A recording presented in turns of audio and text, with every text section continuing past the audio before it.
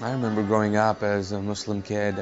We grew up in the Middle East. We practiced, Islam.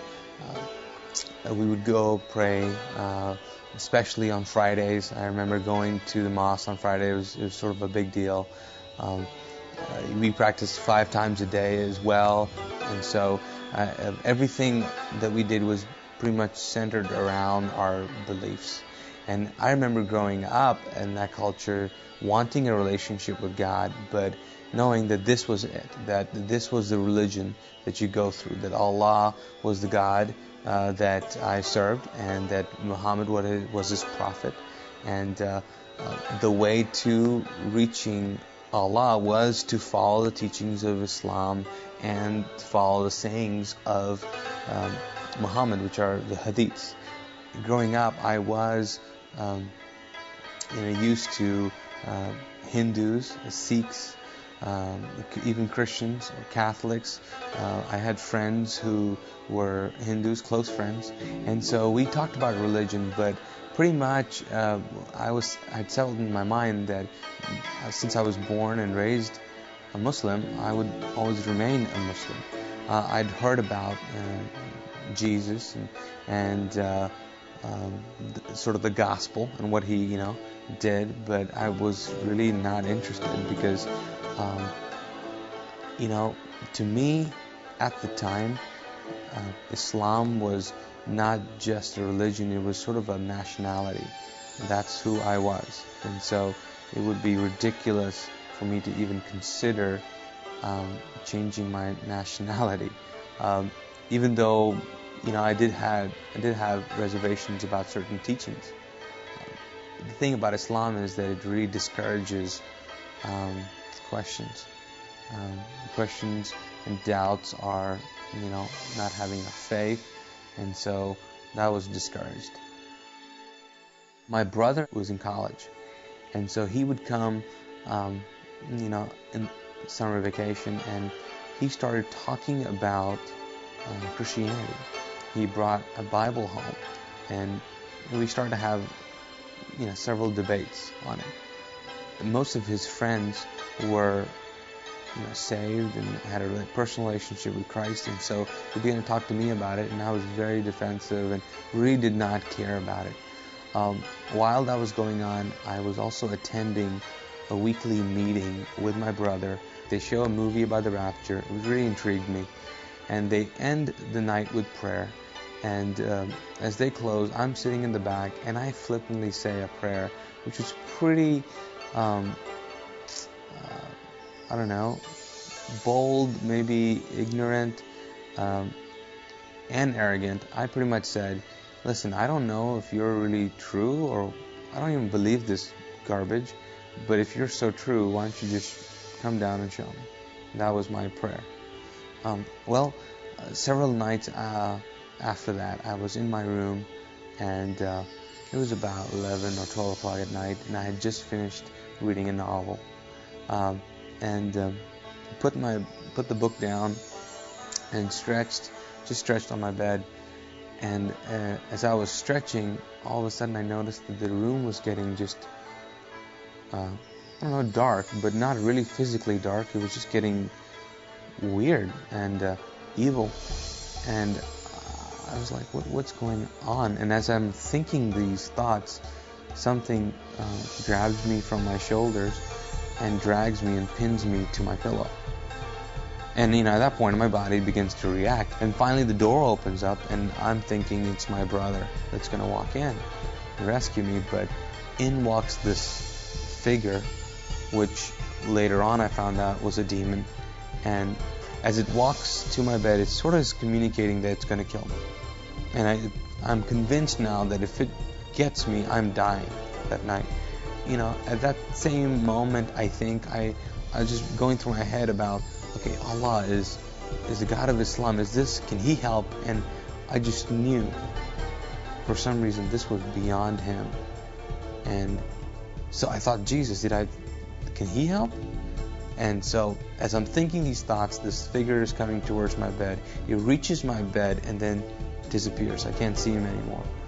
Whatever was holding me down, gets released, and I'm I can move again. So I got up from my bed and ran out of the room, woke up my brother, Mahmoud, and asked him, told him what had happened. And he at first said, "Did you have a dream?" And I said, "No, this was real, this was real." I remember still saying, "Listen, my shoulders are hurting from whatever was holding me down here." And so he began to talk to me about the whole experience, and I was like, this is great, but I am terrified, so help me out here, what's going on? And I said, I really believe this thing is going to kill me. And he said, well, there's only one person that has authority over demons and angels. And I said, who? He said, it's Jesus. And I said, okay, I'm praying to him, and whatever, sign me out, pretty much. And so that night we prayed together, and my prayer was, I don't know who you are, Jesus. I don't know if I can call you Lord, but I need your help. And I've heard that you're the only one who can save me from this and keep me from this. And so I'll give you my life, I'll give you everything I have. And then my brother prayed for me.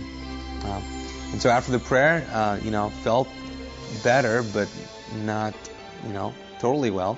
And so he said, okay, well, we'll see you in the morning, And my thought was, move over because I'm sleeping with you tonight.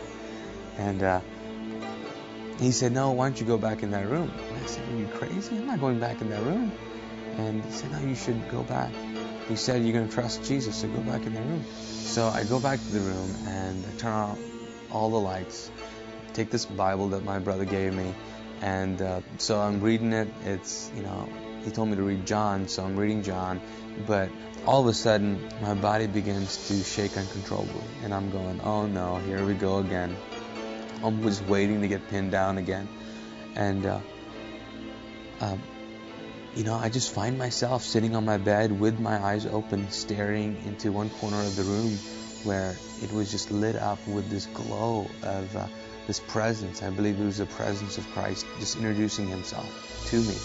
And I remember just looking in the corner of that room, and it was amazing to me because there was so much peace. I think the best way to put it is that the peace was so aggressive that it just took over every thought, feeling, emotion that I was feeling at the time. And there was utter peace. I don't think I've ever felt like that since. Just an amazing amount of peace. And I remember just staring, and what it actually did as well is it put me to sleep. I just remember just looking at it, and I think I said cool or something like that, and I fell asleep. After that night, I didn't know what to do. I knew that I had just experienced, Christ, and so I remember having conversations with my brother about salvation, and saying the going through the Romans road, or the prayer which talks about believing and accepting and confessing that Jesus is Christ, Lord, and so we kind of did that together. And then I remember even on TV when I would watch shows and they would talk about accepting Christ, I would do it again. So I think I've prayed the salvation prayer about 10 times or so. Just wanted to make sure. But it's radically changed my life. I think my life has been different, but my thoughts have been different now too. My views on God have radically changed. In the past, God was a far-off God in Islam. Not really relational. You kind of just did the deeds and you're in hope for the best. Even now, if you ask a Muslim, if he's going to heaven, he would say he doesn't know. It all depends. And they just say, inshallah, which means, God's will, by God's grace, it'll happen. And but now it's very different. I know I have the assurance of faith now. Before, I thought that you had to do a certain amount of things to get closer to God. Now, I cannot get any closer to God. Now, my intimacy with God can grow, and my love for Him can grow, but as far as He's concerned, He's as close to me as He's going to get.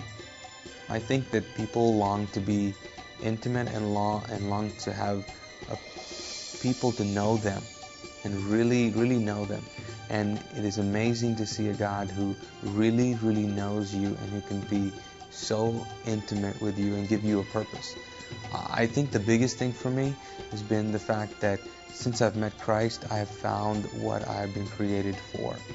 I have found a purpose. And I know that the purpose of life now is to get as many people to experience the love that He has.